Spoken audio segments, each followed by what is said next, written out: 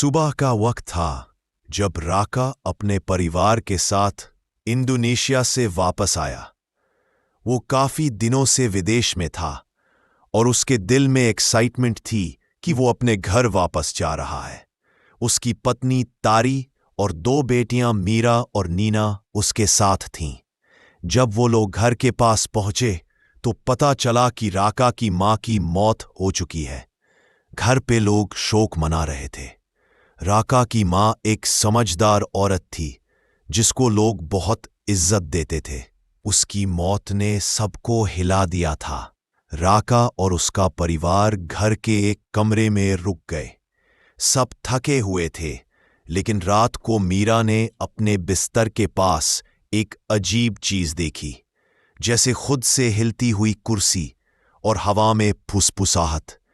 उसने सोचा शायद सपना होगा, पर सुबह जब उन्होंने देखा तो कमरे की दीवार पे खून के छिटे थे। सब हैरान रह गए। तारी ने सोचा कोई जानवर घुस आया होगा। राका की बहन श्री ने बताया कि मां की मौत एक आम बीमारी से नहीं हुई थी, बल्कि उन पर संकेत यानी काला जादू किया गया था। उसने कहा, हमारी मां को दुश्मनों ने काला जादू से मारा। अब उनकी आत्मा अभी भी चैन में नहीं है। राका ने पहले मजाक समझा, लेकिन धीरे धीरे घर में घटनाएं बढ़ने लगी। कभी किचन में बर्तन अपने आप हिलने लगते, कभी खिड़की के बाहर कोई काली परछाई खड़ी होती। एक रात श्री के कमरे में एक लोहे की कील उसके शरीर में अपने आप घुस गई। उसकी चीख से सब लोग जाग गए। वो बेहोश हो गई। डॉक्टर को बुलाया गया, लेकिन उसने कहा, यह आम जख्म नहीं, जैसे अंदर से किसी ने लोहा घुसा दिया हो। राका समझ गया कि मां की बात सच थी। ये सब संकेत का खेल है। राका ने जांच करनी शुरू की। उसे पता चला कि एक पुराना दुश्मन दरमो और उसकी बीवी लास्त्री ही इस सब के पीछे है। उन्होंने काला जादू सीख रखा था और पुरानी दुश्मनी निकालने के लिए राका के घर पर संकेत किया। गांव के कुछ लोगों ने भी माना कि उन्होंने लास्त्री को जंगल में अजीब क्रिया करते देखा था। एक के बाद एक राका के परिवार पे हमले होने लगे। तारी अपने आईने में देखती तो उसके चेहरे पे खून और कीड़े दिखते। मीरा ने स्कूल में देखा कि उसके दोस्त के शरीर में अचानक कील उग आए। नीना के खिलौने अपने आप हिलने लगे और रात भर उसके कान में आवाज आती, तुम सब मर जाओगे। सब डर के मारे टूटने लगे। राका भी बेचैन हो गया। राका ने गांव के पुजारी से मदद मांगी। पुजारी ने कहा, ये कला जादू बहुत गहरा है, इसे तोड़ना मुश्किल है। तुम्हें अपने अंदर की शक्ति जगानी होगी, वरना तुम सब मर जाओगे। उसने उन्हें एक मंत्र दिया और कहा कि घर के आसपास सुरक्षा चक्र बनाएं। राका ने ऐसा ही किया, लेकिन लस्त्री और दरमो का जादू इतना शक्तिशाली था कि सुरक्षा चक्र तोड़ दिया गया। गांव के एक आदमी ने लस्त्री के खिलाफ आवाज उठाई। अगले दिन उसके पेट में 100 से ज्यादा कीले मिले। उसकी मौत ने सबको हिला दिया। अब गांव के लोग भी राका के परिवार से दूर रहने लगे। श्री की तबीयत और खराब होती गई। उसके शरीर से खून निकलता रहता। डॉक्टर कुछ नहीं कर पा रहे थे। तारी भी हर वक्त रोती थी। राका ने फैसला किया कि अब वो सीधा दरमो और लास्त्री का सामना करेगा।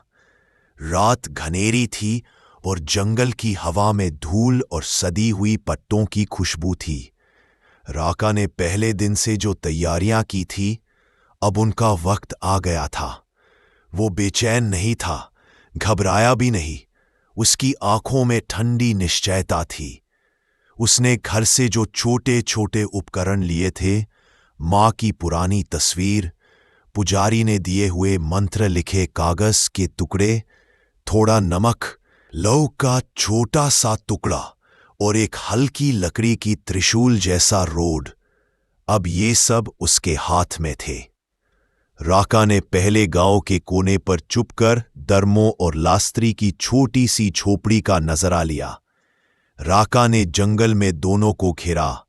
अंधेरा इतना गहरा था कि पेड़ के साये भी अजीब दिख रहे थे।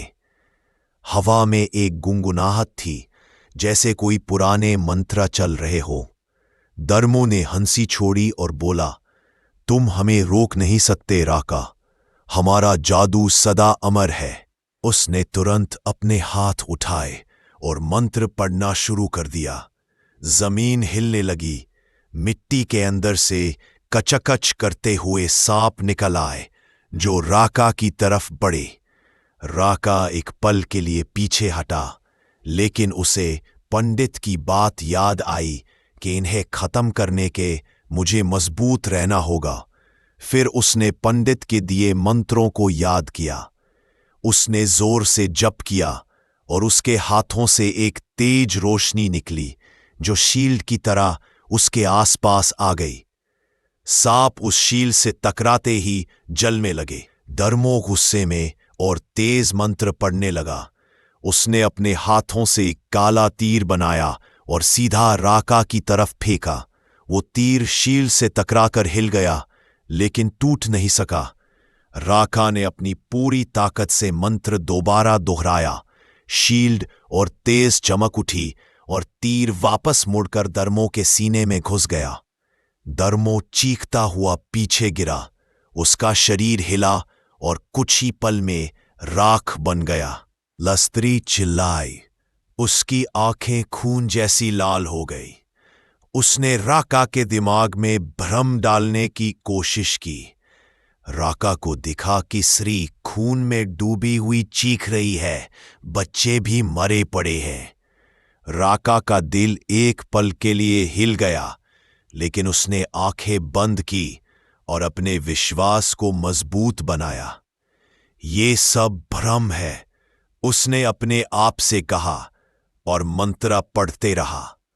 जैसे ही उसने पूरा मंत्र पूरा किया, उसके हाथों से रोशनी का एक बड़ा गोला निकला।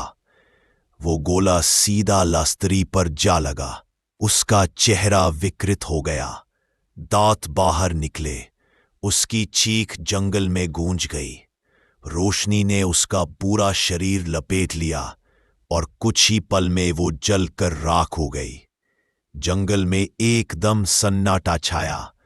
पेड़ हिलना बंद हो गए, हवा रुक गई और आसमान भी शांत हो गया।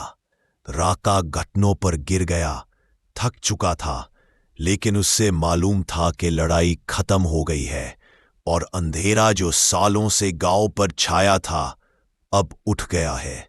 सुबह जब राका घर वापस आया तो श्री की तबीयत में सुधार था। पुजारी ने हाथ जोड़कर उसे धन्यवाद किया। लोगों ने भी देखा कि झोपड़ी राख बन चुकी थी और दर्मो लास्त्री का कोई निशान नहीं रहा। लेकिन राका को पता था, आग ने उनके शरीर और तोटके दोनों का अंत किया था। पर कल तक जो शक्ति उन्होंने पाई थी, उसका असर कहीं आगे तक रहा सकता था। इसीलिए उसने मां की तस्वीर को घर में पूरे श्रद्धा से रखा और सामान को समेटकर पूरा गांव को बताया कि अब सब हो चुका है, मैं यहां से चला जाऊंगा। अब पुजारी ने कहा, तुमने बहादुरी दिखाई, तुम्हारी मां की आत्मा अब चैन में है। श्राप खत्म हो गया, अब परेशान होने की कोई बात नहीं। सब कुछ ठीक लग रहा था, लेकिन कहानी यही खत्म नहीं होती। कुछ दिन बाद नीना अपने कमरे में खेल रही थी। उसने अपना खिलौना उठाया तो उसके अंदर से एक छोटी सी कील गिर गई। नीना ने हंसी की और उसके पीछे खिड़की में लास्त्री का साया दिखाई दिया, जो धीरे से गायब हो गया।